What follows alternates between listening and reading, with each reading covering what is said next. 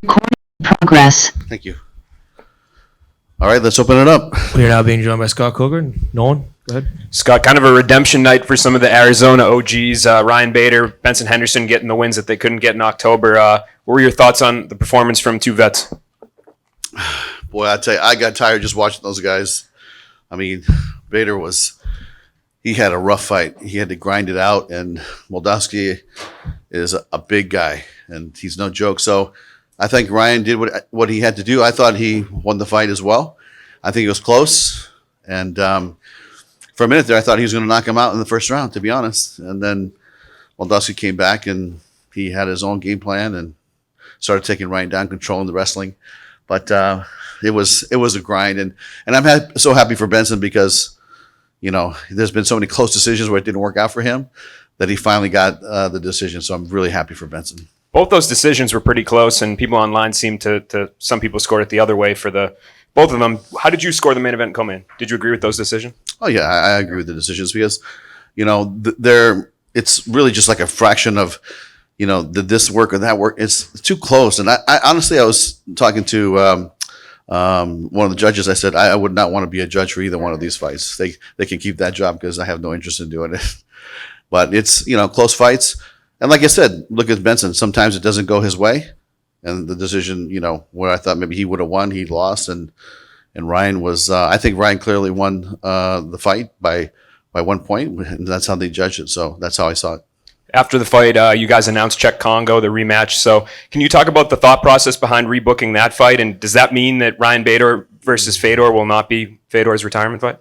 Yeah, so this is a fight that, you know, we've been putting together for a while. And, you know, they fought in San Jose a couple of years ago. It was kind of a, you know, like I think it was an eye poke, or it was something that I think it was not a very clear decision or winner. And so I go, let's just run it back. And we've been trying to put that fight on it for some time.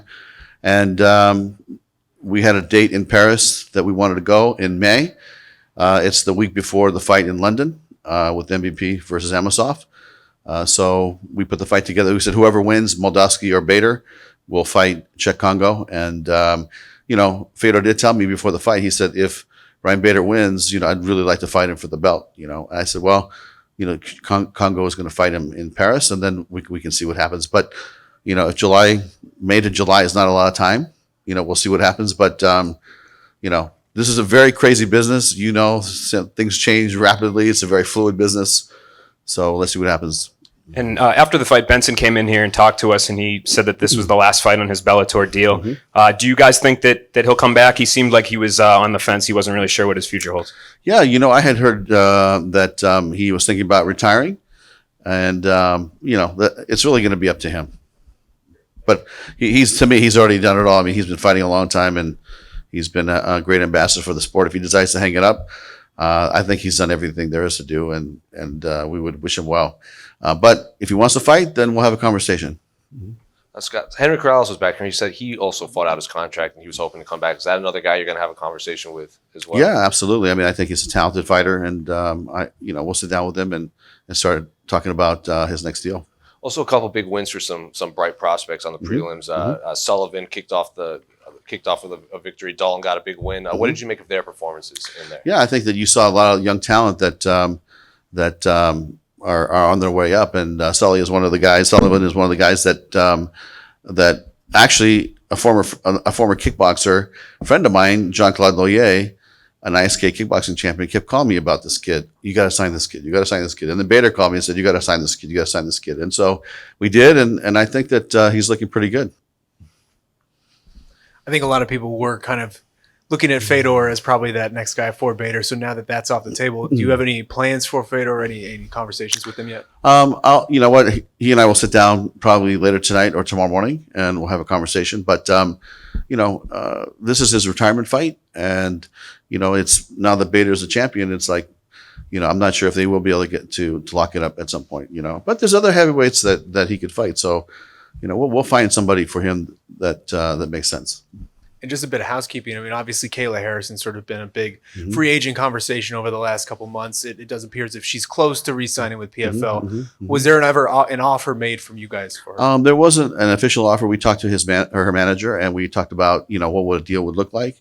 And I think those conversations are ongoing. I don't think anything is set. I don't think she signed anything, and we'll continue talking. To Ali either tonight or next week. And it's she's got a lot of offers right now. And we'll see what happens. And then just lastly from me, just seeking clarification. I mean, it seems like Cris Cyborg and Kat Zingano have been going back and forth on social media quite a bit. Some things have been said. Nobody really seems certain whether they're fighting each other, if there's a date, anything like that. Can you clarify? I guess, well, I think I would love for them to fight. I think timing is going to be an issue on that fight when Kat is ready to fight her. And, we would like that fight to happen as soon as possible. So that is the plan? That is our plan, but we have to have both fighters agree to that plan, So we're talking to the managers and Kat's manager and find out when she'll be ready to fight and, we should be willing to fight Cyborg.